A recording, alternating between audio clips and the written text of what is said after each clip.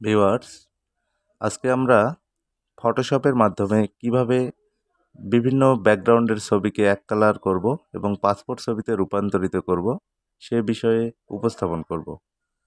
দেখতে থাকুন, সাথে থাকুন। শুরুতে আমরা ফটোশপে যাব। ফটোশপে গিয়ে যে কোনো একটি ছবি ওপেন করলাম।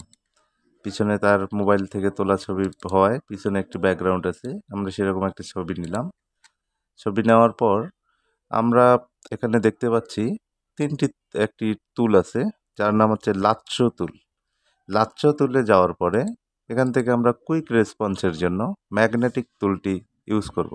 ম্যাগনেটিক লাচ্ছো টুল ইউজ করব। এটির মাধ্যমে দেখুন আমরা নিমেষেই ব্যাকগ্রাউন্ডটি ক্রপ করে ফেলেছি। এরপর আমাদের এখানে দেখতে পাচ্ছি ইরেজার টুল, সেটা কন্ট্রোল ই, অথবা এখানে দেখতেই পাচ্ছেন ইরেজার টুল। এটি দিয়ে ফিনিশিং দিয়ে দেব ছবি। দেওয়ার পরে পিছনের আমরা যে কালারটি এখন দিতে চাবো সেই কালারটি অ্যাক্টিভ করে নিতে পারবো। আশা করি ভিডিও দেখে ভালো লাগছে। পরবর্তী শেখার জন্য সাথেই থাকুন। আসসালামু আলাইকুম, আল্লাহ হাফেজ।